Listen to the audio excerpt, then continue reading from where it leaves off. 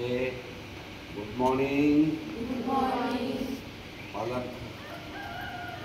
बंधूंनो आणि सर्व पालक मित्रांनो, आज 11 एप्रिल, तुम्ही 6 तारखेला येथून गेलेले आहात. शनिवारी गेले, आज गुरुवार आहे. अजून इकडे शनिवार गेले, गुरुवार आहे आणि जाऊन 5 दिवस झाले. पण आज असं वाटतं दादाजींना का तुम्हाला जाऊन 5 महिने झाले आणि 2 महिन्यानंतर असं वाटेल का तुम्हाला जाऊन 5 वर्ष झाले. मग काय करायचं? असं का घडतं? 1, तुम्ही इथं नाही. 2, 10वी 11वी 12वीचे मुलं सोडून, 11वी 12वीचे मुलं खूप बिझी राहतात, 10वीचे मुलं राहतात थोडेसे इथं. हे सोडून बाकीचे मुलं घरी गेले आहेत. मग कॅम्पस जरा रिकामा वाटतो.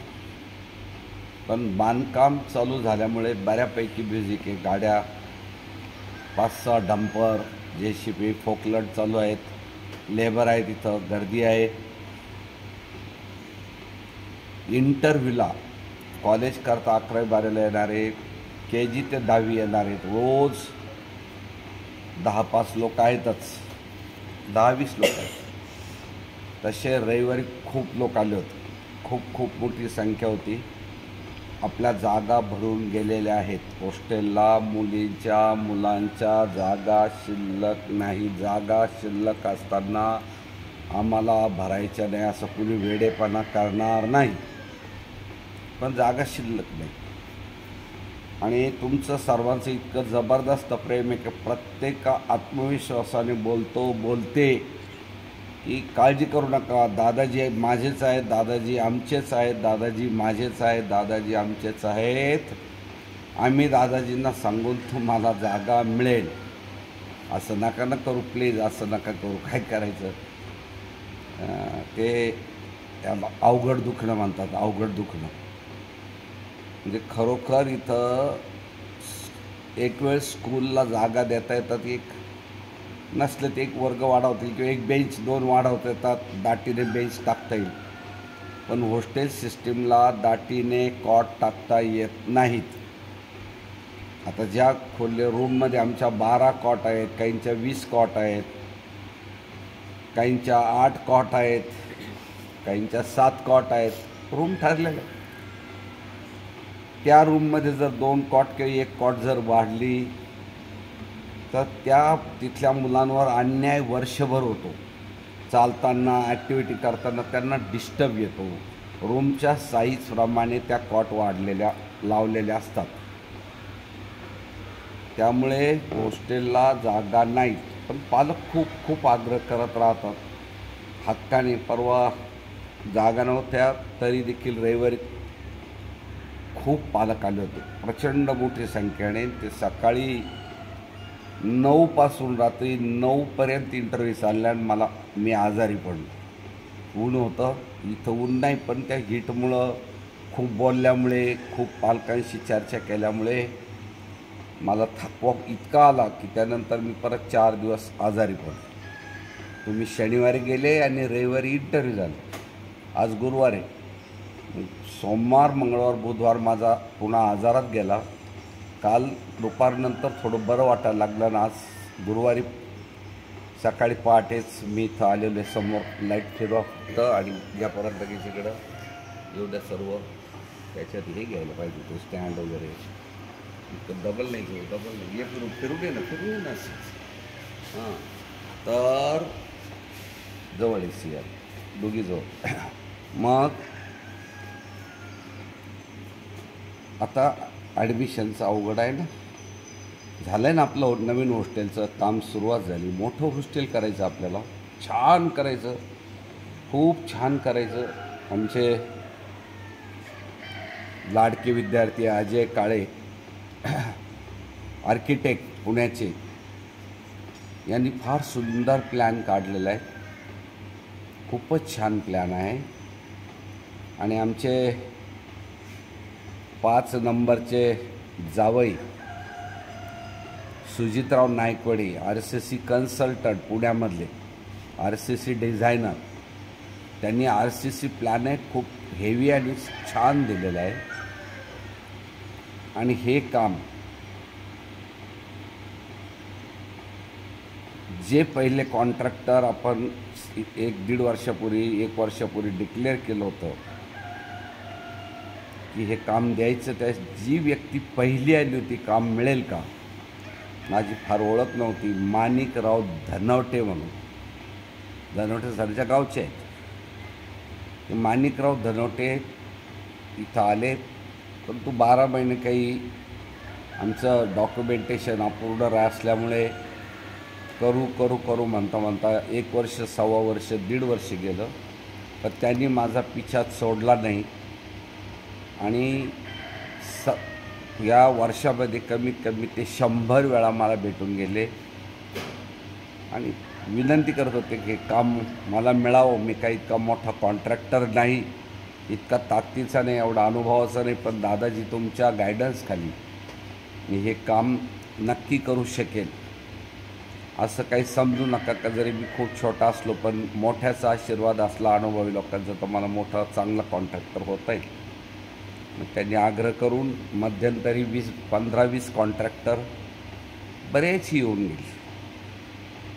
त्यांनी पण छान सहकार्य केलं, गायडन्स केलं, स्पेसिफिकेशनच्या नोट्स दिल्या, आपल्या प्लॅनवर अभ्यास केला. त्यांनी पण कोटेशन दिले, परंतु तुलनात्मक सर्वात छान कोटेशन माणिकराव धनवटे यांचं आल्यामुळे शेवटी आम्ही एक कमिटीने माणिकराव धनवटे यांचा कॉन्ट्रॅक्ट, त्यांचे पुतणे आहेत इंजिनियर, ते स्वतः कॉन्ट्रॅक्टर, आणि त्यांना हे कॉन्ट्रॅक्ट निश्चित करण्यात आलं, देण्यात आलं. त्यापैकी त्यांनी आता जवळजवळ 13-14 हजार एक मजला असे 6 मजले इतकं मोठं जवळजवळ 80-90 हजार स्क्वेअर फुटाचं काम ते होणार आहे. अजून काही त्याचं किचन जर धरलं, ओव्हरहेड टँक धरल्या, सेफ्टी टँक धरल्या, हे काम खूप मोठं होतं. तर जवळजवळ 90-95 हजार स्क्वेअर फीटाचं काम होतं. छान त्याला सगळ्या सुविधायुक्त केलेलं आहे माझ्या अजयने, अजय काळे आणि पाहुण्यांनी, सुजितरावने त्याला फार सुंदर त्याच्या बांधणी करता RCC प्लॅन खूप सुंदर दिलेला आहे. आणि आता धनवटे सर त्यांना सहकार्य करत आहेत आणि काय अडचणी असतील त्या दूर करून काम चालू झालेलं आहे. पहिलं डिगिंग काम, ज्याला ट्रायल पीट किंवा पीठ म्हणतात किंवा डिश म्हणतात, जो खड्डा खोदणं खूप मोठा आहे, तो जवळजवळ उद्या संध्याकाळपर्यंत पूर्ण होईल. 5 फूट काळी माती काढण्यात आलेली आहे, 5 फूट काळी माती काढण्यात आलेली आहे आणि खाली शेड लागलेली आहे 6व्या फुटाला. ती शेड पक्की शेडपर्यंत म्हणजे 5 फूट शेड काढली.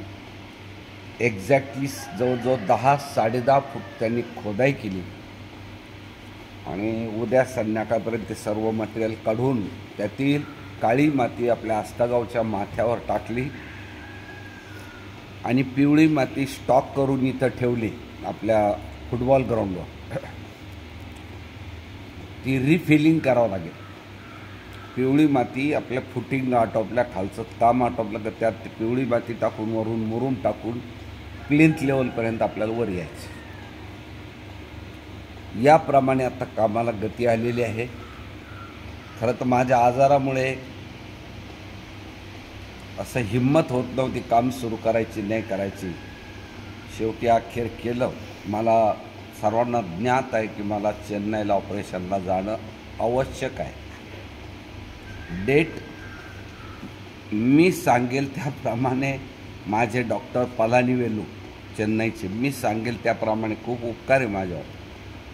मी देशमुख डॉक्टर, गुंजाळ डॉक्टर, किशोर मामा, आम्ही सांगू, पूनम मॅडम, आम्ही चौघं सांगू त्याप्रमाणे ते डेट देतो. फक्त एखादा 2 दिवस मागं पुढं.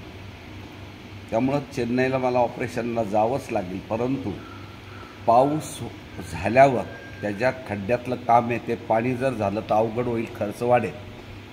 म्हणून निर्णय असा झाला की खड्डा आता आटोपला, उद्या परवा सोलिंग होईल, PCC होईल, फुटिंग होईल, कॉलम होतील, बीम होतील आणि मग वर भरून आणायचं काम चालेल. आणि त्या काळात मग मी चेन्नईला जाऊन येतो. चेन्नईला कदाचित 20 दिवस ते 30 दिवस माझा मुक्काम चेन्नईला राहील. विशेष म्हणजे खूप लोकांनी, पालकांनी आग्रह केलेला आहे की दादाजी चेन्नईला यावेळेस मला घेऊन जा. मी माझ्या खर्चाने येतो, मी माझ्या खर्चाने राहतो आणि आम्हाला तुमची सेवा करायची आहे. खूप माझ्या पालक मुलांनी आणि पालक मुलींनी खूप आग्रह केला. हे प्रेम जगात मिळत नाही, सहजासहजी मिळत नाही. आणि त्यांनी अगदी शपथ घेऊन सांगितलं, दादाजी आम्हाला यायचं. असे 15-20 जण आहेत. मग मला एवढ्या लोकांची गरज नाही, 2 लोक असले तर चालतं. पण पाहूया काय करायचं. तो भाग माझा आजार नंतर, माझं ऑपरेशन नंतर, आधी लग्न कोंडाण्याचं, मग रायबाचं. त्यावेळेस असंच झालं की मी मागची CVSCची बिल्डिंग सुरू केली आणि माझा कॅन्सरचा प्रादुर्भाव वाढल्यानंतर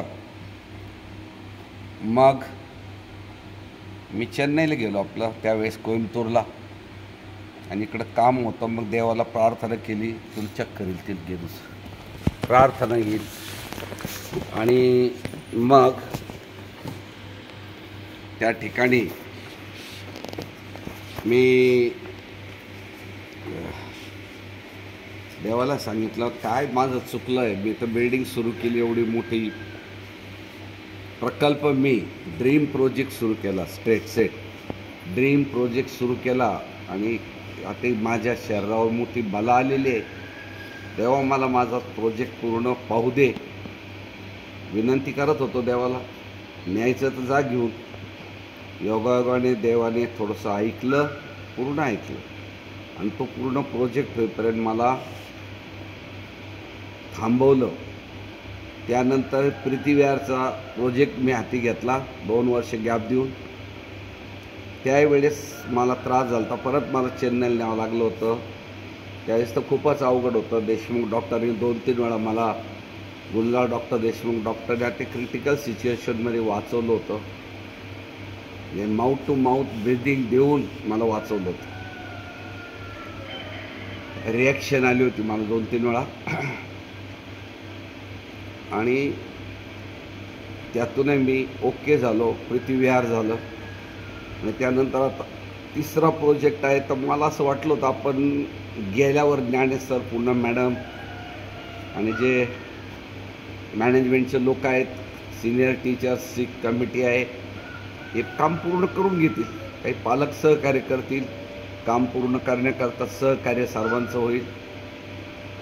आणि म्हणून मी थोडंसं 1 वर्ष रिलक्टंट होतो, केअरलेस होतो, चल जाऊ द्या, नको आता. पण या मागच्या वर्षी खूप मुलं वेटिंगला होते. हजारो मुलांना जागा मिळाल्या नाही. पालक नाराज होते. यावर्षी थोडी मनाची तयारी करा. लवकरच सांगितलं होतं सर्वांना की आता जागा शिल्लक, मी डिसेंबरमध्ये सांगितलं होतं. कदाचित महाराष्ट्रामध्ये किंवा इंडियामध्ये एकमेव उदाहरण आहे की 31 डिसेंबरला आपल्या जागा पुढच्या वर्षाचे पूर्ण भरून गेल्या. आणि आता म्हणजे आपल्या 24-25च्या भरल्या, आता 25-26च्या जागा भरायला सुरुवात झाली कालच्या रविवारी. जे पालक आले त्यातील आता जागा नसल्यामुळे काही पालकांनी 25-26चं ॲडमिशन घेतलेलं आहे. नॉमिनल एक रक्कम सांगितली त्यांना, ती रक्कम पूनम मॅडमने सांगितली तेवढी भरून त्यांनी ते ॲडमिशन कन्फर्म केलं. आणि ही तयारी झालेली आहे. मग अशा वेळेस आता याही वर्षी परत लोक खूप जाणार, पुढच्या वर्षी परत असं जर झालं आणि म्हणून असं विचार केला की थांबूया, आपलं ऑपरेशन थोडंसं थांबूया. तर रोजच ऑपरेशन आहे माझं आता आयुष्यभर. थोडे 3-4-5 वेळा ॲडमिशन झाल्यामुळं मला त्या ऑपरेशनचा कंटाळा आलेला आहे. गरजेचं असलं पण कंटाळा आलेला आहे. आणि म्हणून ते काम सुरू केलं. थोडंसं मग थकतो, खराब होती तब्येत आणि परत रिकवर करून घेतो. देव मला परत रिकवर करतो. माझी मनस्थिती, मला विल पॉवर परत रिकवर करून घेते. आता कामाला छान गती आली. मित्रांनो, आता काम चालू राहील आणि मला असं वाटतं जर काही अडथळा नाही आल्यास, काही डिस्टर्ब न झाल्यास, आपण तुम्ही शाळेत परत 1 जूनला येईपर्यंत किंवा जी तारीख आम्ही देऊ ती 1 जूनच असेल असं नाही. काही वेट अँड सी, अगोदर किंवा नंतर काही मागं पुढं थोडी असू शकेल परिस्थिती पाहून. जसं समर वेकेशन परिस्थिती पाहून समर वेकेशन 8 दिवस लवकर का सोडली, तर इथं जे खोदाई काम आणि ट्रान्सपोर्टेशन चालू झालं होतं, काय म्हणतात त्याला, आता लॉजिस्टिक प्लॅन करताना मला त्रास झाला की तो मुलं जर अडथळे, ते मुलं पळालेमध्ये काही झालं, डिस्टर्ब झाला, कुणाला धक्का लागला वगैरे, त्यापेक्षा 8-10 दिवस आम्ही लवकर सुरू करून आत्तापर्यंत तो खड्डा आटोपत आला. समजा आत्तापासून जर सुट्टी दिली असती आम्ही 15-16 किंवा 18ला, तर मग खोदाई लेट झाली असती, मग फुटिंगा लेट आणि खालचं काम लेट होऊन पावसाळा सुरू झाला असता आणि मग परत लाखो रुपये पाण्यात गेले असते, खर्च वाढला असता. म्हणून लवकर सुट्टी म्हणून सांगतो असतो की परिस्थितीप्रमाणे आम्ही निर्णय घेतो. हार्ड अँड फास्ट ठरवता येत नाही. म्हणून 1 जूनला का केव्हा यायचं ते आपण ठरवूया. तर त्याप्रमाणे आपण सुट्टी लवकर दिली. आयुष्यात पहिल्यांदा 50 वर्षात सुट्टी लवकर दिली नाही. तर माझी सुट्टी नेहमी 30 April, 28 April, 25 April, 22-23 April, 20 April, 18 April ही शेवटची असेल. 18 एप्रिलच्या आधी मी माझ्या आयुष्यात मी शाळेचे, इतर शाळेचं काय गव्हर्नमेंटचा महाराष्ट्रात मी विचार केला नाही. 18 एप्रिल नंतरच माझ्या सुट्ट्या असायच्या. ॲव्हरेज जर काढल्या 50 वर्षातल्या तर 18, 20, 22 एप्रिल नंतर सुट्ट्या. पण यावर्षी 6 एप्रिलला दिल्या, नो प्रॉब्लेम. पण आपलं काही पालक हिशोबाने चालतात. मध्यंतरी 1-2 पालक बोलले, मग आमचे कमी दिवस, अरे बाबा शाळा 200 दिवस असतात, आमची शाळा 250-300 दिवस चालली. आणि विशेषतः हॉस्टेलवाल्यांना तर 40 रविवार जादा मिळतात. हॉस्टेलच्या मुलांना 40 रविवार स्टडी जादा मिळतो. म्हणून ते झाले. आणि इतर शाळा 20-22, 15 ते 22-23ला जूनमध्ये सुरू होतात. आपली शाळा नेहमीच 1 जून ते 7 जूनला सुरू होते. माझ्या मेजर टाईम हा 7 जून, म्हणजे मृग नक्षत्र लागायच्या दिवशी मी शाळा सुरू करायची. मला मृग नक्षत्र खूप खूप खूप आवडतं. आता तुला चक्कर आली, तुला लक्ष देणार का, आता सिंहाला चक्कर आली होती. म्हणून मृग नक्षत्राच्या, सिंह लक्ष दे, मागं सर चांगली बस.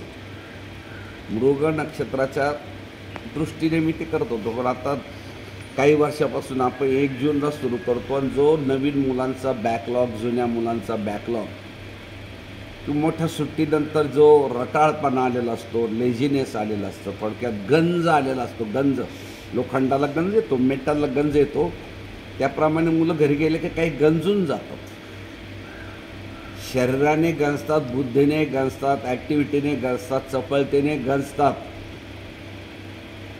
मॉरॅलिटीने गंजतात. अनेक गोष्टी ते गंज चढतो त्यांच्या. कारण घरातलं वातावरण सगळीकडे ॲक्टिव्ह राहील असं काही गॅरंटी नसते. घरातल्या लोकांना, मुलांना संस्कार द्यायला वेळ मिळेल याची गॅरंटी नसते. ऑन द कॉन्ट्री इतका गंज चढतो का ते खराब होऊन जातं. जसं खूप गंज चढला तर ते स्पेअर पार्ट आपल्याला बदलावं लागतात किंवा ते नट तोडावं लागतात, वेल्डिंग तोडावं लागते, मेटल तोडून दुसरं जोडावं लागतं. इतकी वाईट स्थिती, काही मुलं खराब होतात सुट्टीमध्ये, खूप खराब होतात. नको त्या वाईट सवय लावतात. याचा कारण पालक मुलांबरोबर राहत नाहीत. अजिबात नाही. कालच आम्ही बोलता बोलता एका पालकांवर टीका केली का मुलाला घरी पालक फिरत राहतात, यात्रा, सहली, फंक्शन, आणि मुलं घरी आहेत. त्याच्यावरून आम्ही टीका केली थोडी की त्या मुलांचा नक्की धोका आहे. नंतर एक तो घरात कोणीच नाही, कुठंतरी एखादी आईच्या ताब्यात मुलं द्यायचे, शेजारच्या ताब्यात द्यायचे, अशी परिस्थिती चालू आहे. आणि त्यात लहान मुलं असते तर त्यांची फार चेष्टा होते, त्यांची फार तारंबळ होते, त्यांची फार ट्रॅजेडी होते. मोठं मुलं अतिशय बिघडण्याची शक्यता असते, खूप बिघडतात. मोठ्या मुलं बिघडण्याला कारण एकच का पालकांचं सानिध्य कमी राहतं घरी गेल्यावर. शाळेत आम्ही 24 तास कोणी असतो, मॅनेजमेंट आहे, टीचर्स आहेत, शेकडो इतर मुलं मुली आहेत. त्यामुळं थोडी जरी गडबड झाली तर आमच्या लक्षात येतं. पण घराला तुम्हाला माहीत नाही का मुलं मुली तुमच्या अनुपस्थित किती चुकण्याची शक्यता आहे. त्या वेगळ्याच काहीतरी ॲक्टिव्हिटी सुरू करतात. आम्ही दिलेला प्लॅन तर बरेच पालक आणि मुलं करून घेत नाहीत, याचं लक्षात आहे. एक उदाहरण जर आता द्यायचं असेल, त्या मुली इथं फिरवायला गेस तिकडे पटकन घ्यायचे असे इथं आहेत, आणि या मुलींना माहीत आहे सर्वांना या अभ्यासाला बसायच्या होत्या. तर मी व्हिडिओ बरोबर घेतल्या 10वीच्या. अजून बऱ्याच मुली खेळायला गेल्या, काही मुलं मुली खेळतात.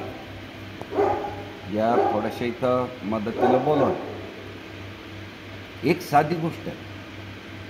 मला एक 4 ते 5 पालकांचा फोन आला की दादाजी, ते रागून जोरात राहतो की दादाजी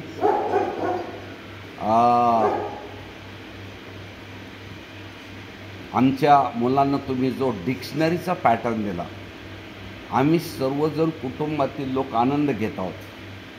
आमची मुलगा दररोज डिक्शनरीचे 50, 60, 100 पानं वाचत आहे.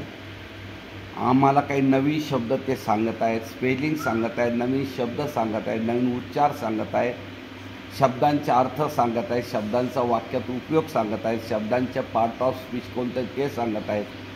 आणि दररोज संध्याकाळी आम्ही आनंद घेतो. त्या डिक्शनरीवर आमच्या चर्चा चालतात. 4-5 पालकांचे मस्त स्टेटसला मेसेज आले. पण किती आहे ते? 1,500 मुलापैकी 4-5 पालकांचे मेसेज आम्ही पाहतो. मेसेजला आमच्या उपक्रमाला किती लोकांचा रिस्पॉन्स आहे हे जर चांगलं पाहिलं तर तीसुद्धा पालकांमध्ये खूप मरगळ आहे, खूप उदासीन आहे, प्रचंड उदासीन. काही पालक अतिउत्साही आहेत तर काही पालक खूप उदास आहेत, स्वतःच्या पोटच्या मुलामुलींकरता उदास आहेत. ते जसे मनस्थितीत असेल तसं कर्माचं फळ तुम्हाला भोगावं लागतं. नेहमी सगळीकडे आज व्हॉट्सअपवर मेसेज ऐकतात, कर्मफळ हे घ्यावंच लागेल. चांगलं कर्माचं फळ चांगलं मिळेल, चुकलेलं कर्माचं फळच चुकलेलं असेल ते स्वीकारावं लागेल. तुम्हाला फळ टाळता येणार नाही, ते फळ स्वीकारावंच लागेल. तसं तुम्ही मुलांबरोबर जर क्वालिटी टाईम दिला, प्रचंड हे 2-2.5 महिने प्रचंड क्वालिटी टाईम दिला तर मित्रांनो, मुलांचं सानिध्य दिल्याचं फळ तुम्हाला खूप मिठास मिळाल्याशिवाय राहणार नाही. आणि ज्याने अजिबात सानिध्य दिलेलं नाही, मुलं घरी सोडले, जो नेहमी नित्यनियमासारखा पावसाळा येतो तसं पैसा येतोय, पैशाकरता धडपड गरजेचं आहे, पण खूप आवश्यक नाही. तुम्ही 10 महिने पैसे कमवले, आता 2 महिने मुलांबरोबर द्या. 12 महिने पैसे कमवून हे भिकार लक्ष. 12 महिने पैसे नसतात कमवायचे. 10 महिने दिल्यानंतर 2 महिने संस्कार, घरातील आनंद, संसारातील आनंद, मुलाबाळातील आनंद, आईवडिलातील आनंद, नातवंडातील आनंद, कुटुंबातील आनंद, मित्रमंडळीतील आनंद हा वेगळा आनंद तुम्ही भोगायचा असतो. आणि काही त्रुटी राहिलेल्या असतील शाळेत, ज्या शाळेत असतील मुलं कुठं असो, याच शाळेतले कुठं असो, त्यांच्या काही त्रुटी आहेत तर त्या तुम्हाला पूर्ण करा वाटत असतील तर त्या त्रुटी पूर्ण करण्याकरता तुम्ही या 2 महिन्याचा वापर करायचा असतो. त्यामध्ये काय सांगितलेलं आहे, एक सहज आता यादी दिल्या, मुली मला मदत करतील. दादाजींनी सांगितलं 100 ड्रॉइंग काढा. 2-4 मुलांचे ड्रॉइंग येतात. मुलांना मी कॉम्प्युटरचं जास्तीत जास्त ज्ञान घ्यायला सांगितलं, लॅपटॉपचं, कॉम्प्युटरचं, मोबाईलचं नाही. हार्डली 2 का 3 मुलं कॉम्प्युटरवर बिझी आहेत. आम्ही दररोज रांगोळ्या काढायला लावले सर्व मुलांना, सकाळ संध्याकाळ शेकडो रांगोळ्या काढल्या या 2 महिन्यात. त्या आयुष्यात त्याचा पुढं फायदा होईल. तुमच्या कल्पना त्या रांगोळ्यात राबवता येतात. तुमच्या डोक्यात ज्या कल्पना आहेत तुमच्या आयुष्याच्या त्या रांगोळ्यात उमटतात, प्रगटतात. मेहंदीमध्ये त्या कल्पना प्रगटल्या पाहिजेत, रांगोळ्यात प्रगटल्या पाहिजेत. म्हणून रांगोळी मेहंदी एक भारतीय लोकांचा अविभाज्य भाग आहे. तर 2 महिने शेकडो मेहंदी काढा, शेकडो रांगोळ्या काढा, शेकडो लोकांना मेहंदी काढा. पुढे एक सांगितलं की रोज काहीही करून सकाळ संध्याकाळ 11 लोकांच्या पुढं नतमस्तक झालं पाहिजे. नतमस्तक 11 लोकांच्या. कमीत कमी खूपच दुष्काळ आहे तुमच्याकडे माणसांचा, शहाणी माणसं, ॲडल्ट्स किंवा प्रौढ माणसांचा दुष्काळ आहे, तर कमीत कमी 5. अजून खूप दुष्काळ आहे. तुम्ही वस्तीवर राहतात, एकल कोंडे आहात, तुमचा समाजाशी संपर्क नाही आणि माणसांना मिक्स होत आहेत. मी 2 लोकांचं तरी दर्शन घ्या रे. दररोज 2 लोकांच्या समोर नतमस्तक व्हा. 2 लोकांच्या समोर नतमस्तक व्हा. नतमस्तक झालं तर त्याचे फायदे लाखो आहेत. पुढं नाही करत. नंतर मी एक सांगितलं होतं की तुम्ही 9वीच्या मुलांनी 90, 7वीच्या मुलांनी 70, 4थीच्या मुलांनी 40, असं त्याचं वर्ग गुणिले 10. इतके जनरल नॉलेजचे, ग्रामरचे, कॉम्प्युटरचे किंवा गोष्टीचे, मराठी गोष्टी, हिंदी गोष्टी, इंग्लिश गोष्टीचे इतके पुस्तकं स्वस्त आणि छोटे घ्या, पण त्यांना वाचायला लाव तेवढे पुस्तक. 5वीच्या मुलांनी 50 पुस्तकं वाचणं 2 महिन्यात, डिक्शनरी वाचून आणि इतर ॲक्टिव्हिटी करून 50 पुस्तकं फार नाही. तर पालकांना विकत घेणं फार नाही. सरासरी 30 रुपयाला पुस्तक सरासरी जरी धरलं तर 5वीच्या मुलांना 5 तरी 1500 रुपयाचं पुस्तक जर तो बाप देत नसेल, तो बाप इलेक्शनला पैसे घालतो, काही बाप व्यसनामध्ये पैसे घालतात, काही बाप लग्नकार्यात फिरायला पैसे घालतात, काही आईवडील सभा समारंभाला दुसऱ्यांच्या जातात, बुके न्या, गिफ्ट न्या, मेकअप करतात, गाडीचं डिझेल भरतात, जाण्याचा खर्च जातो, वेळही जातो, जावं लागतं पण प्रमाणापेक्षा खूप जातात आणि मुलांना नेत नाहीत. नेलं तर तिथं आईवडील त्यांच्या मित्रमंडळीत आणि मुलांना देतात बाजूला सोडून, तिथंही मुलं बिघडतात. लग्नाच्या ठिकाणी मुलं मुली बिघडतात, यात्रेमध्ये मुलं मुली बिघडतात.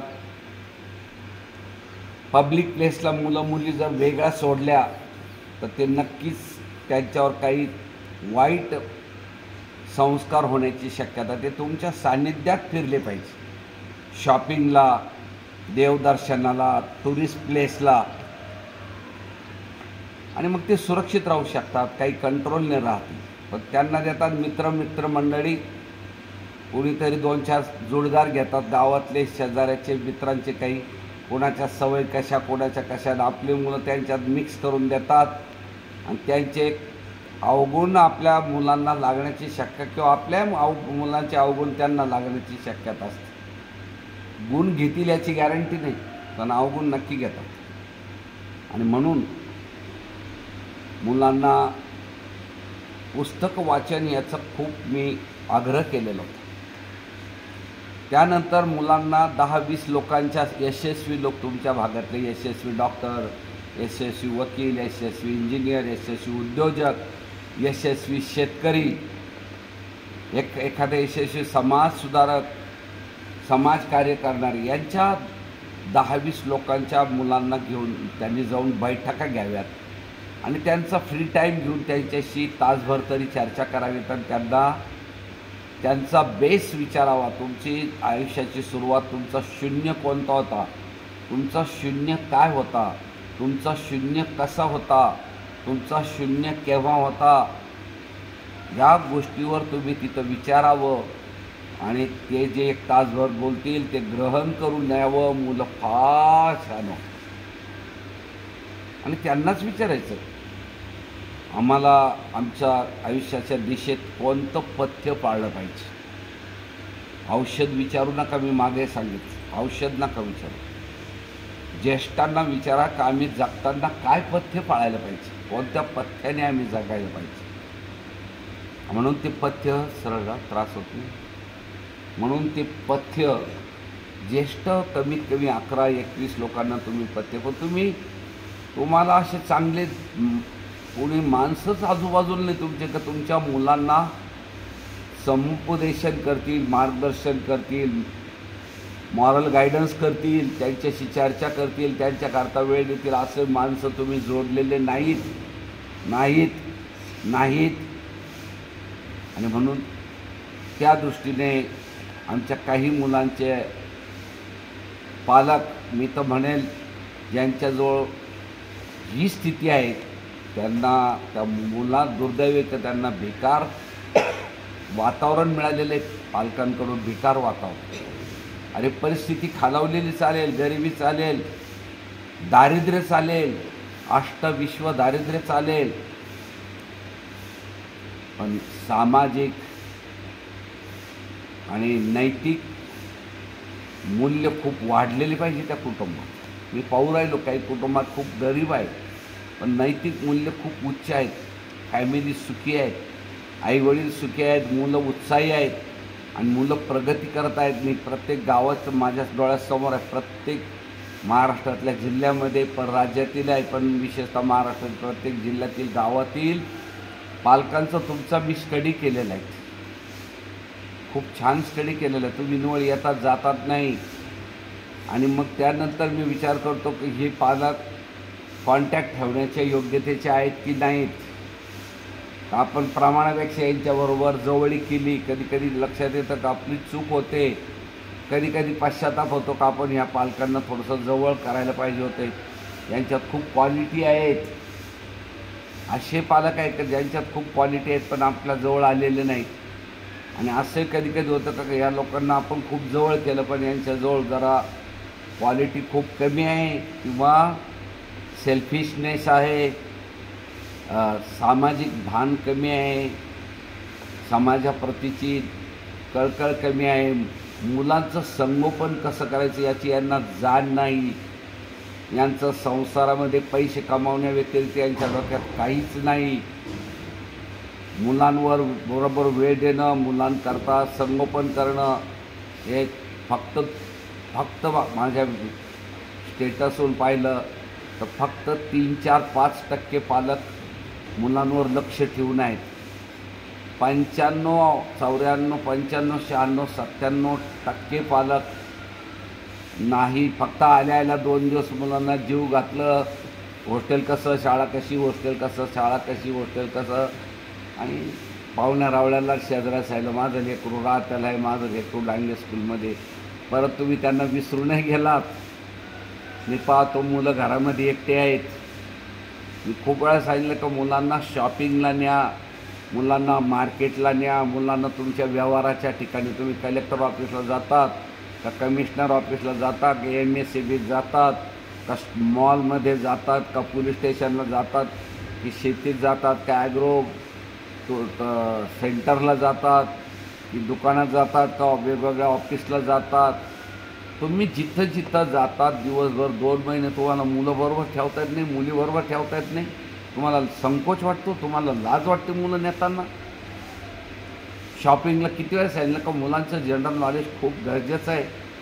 मुलाला 10,000 वस्तूंचे रेट, आजचे रेट, करंट रेट माहीत पाहिजे. आजचे म्हणजे 15, 20, 50 वर्षानंतर त्यांना सांगता आलं पाहिजे की मी 7वीला होतो डांगे स्कूलमध्ये, मी 5वीला होतो, मी 4थीला होते, त्यावेळेस मेथीची भाजी अशा भावाने होतं, सोनं या भावाने होतं, भांड्याचं पितळाचा भाव असा होता, तांब्याचा भाव तसा होता, कॉम्प्युटर एवढ्याला होतं, त्यावेळेस ही गाडी एवढ्याला मिळायची, त्यावेळेस जमिनीचे रेट आमच्या भागात असे होते, रोडच्या कडाला तसे होते, आतल्या बाजूला तसे होते, नर्सरी प्लांट या भावात होते, हे कपडे एवढ्याला मिळायची, पैठणी साडी तेवढ्याला मिळायची, हा ड्रेस एवढ्याला मिळत होता, डाळ एवढ्याला मिळायची, साबण एवढ्याला मिळायची, तेल एवढ्याला मिळायचं, साखरेचा भाव असा होता, गुळाचा भाव तसा होता, तेलाचा भाव असा होता. अरे असे शेकडो 10,000 वस्तूंच्या यादी करून मुलांना त्याचे रेट द्या. अरे रेट द्या आणि त्यांना सांगा युनिट काय वापरायचं. जर मुलांनी विचारलं अरे सोनं काय लिटर मिळतं तर युनिट चुकलं तुमचं. मुलगासुद्धा सांगतो 10 रुपये युनिट आहेत, 100 रुपये युनिट आहे, 1000 रुपये लिटर आहेत, 10,000 लिटर म्हणतो तो. त्याला युनिट वापरते नाही का. लिटर युनिट म्हणजे ग्रॅम आहे का तोळा आहे का लांबी आहे का रुंदी आहे का रुपये हा युनिट आहे का लिटर आहे का मीटर आहे डॉलर आहे. हे जे युनिट आहेत हे वेगवेगळ्या युनिटसह रेट द्या त्यांना. हे भाव तुम्ही सिंगलचे देतात का डझनचे देता का शेकड्याचे देता हे सांगा. आंबा घेताना शेकड्यानं घेतात, काही मोठ्या वस्तू घेताना डझनाने घेतात, काही वस्तू घेताना जोडीने घेतात, त्याला जुडी म्हणतात. काही सिंगल घेतल्या जातात. फ्रीज काय भाव चालू आहे, फ्रीजच्या कंपन्या कोणत्या आहेत, उन्हाळ्यामध्ये आता जे वस्तू वापरतात त्या साध्या कुल्फी आईस्क्रीमचे सुद्धा परफेक्ट रेट कोणत्या कंपनीचे काय ते सुद्धा मुलांना माहीत नाहीत. फक्त बापाने घेतलं, आईने घेतलं, मुलांनी घेतलं, खाऊन टाकलं. या व्यतिरिक्त काही नाही रे, काही नाही. तेलाचे, साबणीचे, मेकअपच्या सामानाचे बारीक बारीक कंगवा केवढ्याला मिळतो, अमुक तेल काय भाव मिळतं, ही पावडर केवढ्याला मिळते, हे क्रीम केवढ्याला मिळतं, ह्या औषधं केवढ्याला मिळतात, कोणत्या औषधाला बेसिक ड्रग कोणता आहे.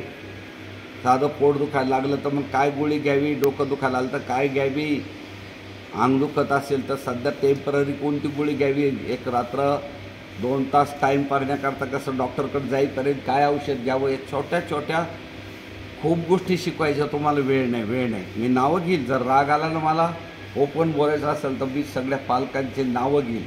कोण पालक आहे का बेफिकीर आहेत, कोण पालक आहेत की प्रचंड आदर्श आहेत. मी पाहतो स्टेटसमधून प्रचंड आदर्श पालक. हे त्या पालकांची घरी जाऊन आरती करावी इतके मुलांची काळजी घेणारे मी पालक काही पाहिजे. आणि काही पालक सैतान अजिबात मुलाबरोबर वेळ देत नाहीत.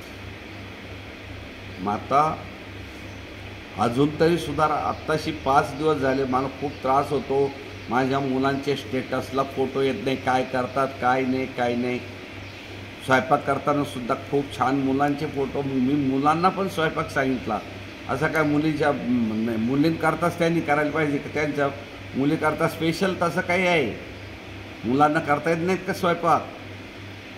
काही मुलं चारा टाकताना दिसत नाही, कुणी मुलं गोठ्यात काम करताना दिसत नाहीत, कुणी गाईची धार काढताना दिसत नाहीत, आणि काही फक्त फोटो करता त्या ॲक्टिव्हिटी जाणारी मुलंही माझ्या लक्षात आले. फोटो करता. आता साधा आम्ही कॉलेजच्या मुली माझ्याकडे इथं त्या पूनम मॅडमने परवा कोणता सण होता गुढीपाडव्याला सर्व मुलींना पोळ्या, त्यांना उंडा तयार करता येत नव्हती त्या गधाड्यापुरी. काय करतात ते आईवडील, त्या मुलीची आई काय करतात त्या उंडा करता येणं. पीठ उंड्यामध्ये पुरण कसं घालायचं, दाबायचं कसं, त्यांनी इतक्या विचित्र होत्या. ते फोटो काढले. पूनम मॅडम आणि त्या अश्विनी मॅडम इतक्या हसत होत्या. बाकीच्या मॅडम इतक्या गधाड्या मुली काय करतात, निवड वाढल्या आहेत, लग्नाला आल्या, आता 12वी झाल्या, थोडेसे 1-2 वर्ष शिकवले का झाले, लग्नात नव्हतील पोरण, बस संख्याच वाढवायचं काम आहे. एकदम गधाड्या मुली. याचं कारण त्या आया तशाच आहेत. त्यांना कम्युनिकेशनसुद्धा माहीत नाही, इंटरॅक्शनसुद्धा माहीत नाही आयांना. मुली चांगल्या उच्च शिकवण्याचं स्वप्न पाहतात, पण स्वतःमध्ये बदल करून घेण्याचा आईवडिलांना अजिबात शक्य होत नाही. आणि दादाजींच्या कळकळीला केराची टोपली दाखवणारे काही पालक आहेत. दादाजींच्या कळकळीला केराची टोपली दाखवणं शब्द ऐकून घ्या, समजावून घ्या. जाऊ द्या, दादाजीचं काम आहे म्हणायचं, दादाजीचं काम आहे सांगायचं. आपल्याला कुठं वेळ आहे, जसं घडल तसं घडल, जसं होईल तसं होईल. अरे, ज्याला आपले मुलं दुसऱ्याने घडून द्यावे असं वाटतं त्याला भांडगुळ शब्द वापरला जातो, लक्षात ठेवा. आपले मुलं 99% आपणच घडवायचं आणि 1% कमी पडलं तर ते एखाद्या संस्थेकडून, एखाद्या ग्रुपकडून, एखाद्या तज्ज्ञाकडून ते घडून घ्यायचे असतात.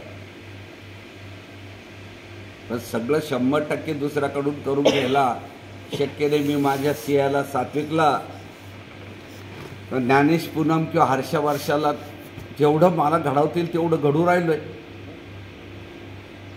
दुसऱ्याच्या भरोश्यावर नाही. दुसऱ्याच्या भरोश्यावर असतं तर मी ज्ञानेश सराला मोठमोठ्या इन्स्टिट्यूशनमध्ये टाकलं असतं. तिकडं ये बाबा, तिथं 5 वर्ष अनुभव घेऊन ये. पूनम जा तिकडं 10 वर्ष अनुभव घेऊन ये. अरे, आपल्याकडला आपण जेवढा अनुभव देता येईल तो ओरिजिनल आहे, सत्य आहे.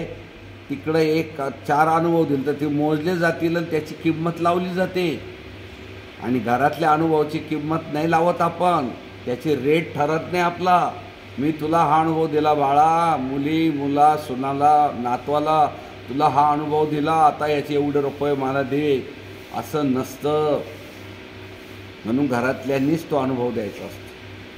थोडाफार जो तुम्हाला अजिबात शक्य नाही तो बाहेरून घ्यायचा असतो. म्हणून पालक मित्रांनो, मी खूप अपेक्षा करत होतो की आता मुलं लवकर गेले, 100% पालकांचे मला स्टेटस आहे. मी एक सांगू का तुम्हाला, जर मी आज ठरवलं ज्याचे डिक्शनरीचे 5 राऊंड झालेले नाही त्याचं ॲडमिशन कॅन्सल, तर माझ्यावर फुलांचे हार पडतील हजारो. कारण असे जर ज्यांनी डिक्शनरी अजिबात केलेली नाही, तर मी सांगितलेल्यापैकी त्यातलं 5%, 10%सुद्धा वस्तू केलेल्या नाही, त्या मुलांच्या जर मी ॲडमिशन कॅन्सल केले आणि तिथं नवीन ॲडमिशन घेतले, तुमचे पैसे देऊन टाकील परत. 1 रुपया ठेवायचं नाही. मग काय वाटेल? तर ज्यांना ॲडमिशन मिळत नाही त्यांना विचारा काय परिस्थिती. परवा पालक 7-8-10 पालक रडत होते. पूनम मॅडमकडे रडत होते, ऑफिसमध्ये रडत होते, इतर टीचरला काही करा, दादाजी ॲडमिशन द्या. चांगल्या ठिकाणी ॲडमिशन द्या. त्याच्यात एखादा 2 पालक उलट सापडले आम्हाला. 1-2 पालक उलट सापडले. गावांचे नावं आहे त्यांचे. कोण काय बोलतं, कोण काय नाही, इतकं करूनही ते राहतच. त्याला काही वाईट नाही. प्रभू रामचंद्राला देखील अशा कुलट लोकांचा सामना करावा लागलेला आहे. त्याची नोंद आहे. पण प्रभू रामचंद्राकडे माहीत होतं तर तो कुलट धोबी आहे म्हणून. त्या धोब्याचं नावही माहीत होतं. प्रभू रामचंद्रांनी त्या धोब्याला डिस्टर्ब नाही केलं, सीतेला वनात सोडून आले. तसे जे काही कुलट, इतकं करूनही कुलट पालक असतात, ती त्यांच्या बुद्धीची झेप तेवढी आहे. त्यांचं घरातील वातावरण त्या टाईपचं आहे, त्यांचा स्थायी भाव तसा आहे. तसं ते एखादे टक्कर राहतात किंवा 1000 ते 1-2 असे असतात. त्याचे रिपोर्ट आहेत, पण खूप मायक्रो रिपोर्ट आहेत वेगवेगळ्या ठिकाणचे. ते घ्यावे लागतात. संस्था चालवताना संस्थेचं CID खातं भारी लागतं. देश चालवताना देशाचं CID खाते चांगलं लागतं. पण त्याच्यापेक्षा आम्हाला एक आनंद, काही पालकांचं अंतःकरणापासून ओतप्रोत प्रेम या शाळेवर आहे. नाटकी प्रेम नाही, ओरिजिनल प्रेम आहे. त्यांच्या मुलावर आहे, त्यांच्या मुलीवर आहे, शाळेवर आहे, टीचर्सवर आहे, इथल्या मॅनेजमेंटवर आहे, इथल्या निर्णयावर प्रेम आहे. इथल्या निर्णयावर प्रेम आहे आणि निर्णय घेणाऱ्या मॅनेजमेंटवर प्रेम आहे. आणि नक्कीच काही टक्के त्यातलं दादाजींवर प्रेम आहे. आणि ते प्रेमच आम्हाला एवढ्या आजारातून काम करण्याला स्फूर्ती देतं. तुम्ही प्रेम करता म्हणून आम्हाला स्फूर्ती मिळते. तसं काही या वयामध्ये काम नसतं करायचं. या वयामध्ये निर्णय नसतात घ्यायचे. या वयामध्ये फार मोठे स्वप्न पाहायचे नसतात. पण तुमच्या प्रेमाने मला उद्युक्त केलं जातं, जागृत केलं जातं आणि त्या पद्धतीने आम्ही निर्णय घेतो. हे वय विश्रांतीचं आहे. हे वय सगळ्या जुन्या नातेवाईक, मित्र मंडळी, परिवाराकरता देण्याचं आहे. पण आम्ही जे करतो ते 2 मिनिट सात्विकला खेळा. तर हे जे करतो त्याला केवळ काही टक्के पालक आहेत का ते खूप प्रेम करतात, प्रचंड प्रेम करतात. कधी कधी असं वाटतं अरे आपलं पोटचं पोरगं, पोटचे नातू, पोटच्या मुली, पोट सक्का पाठचा भाऊ, पोटचं आणि पाठचं सुद्धा, पाठचं म्हणजे भाऊ बहीण, पोटचं म्हणजे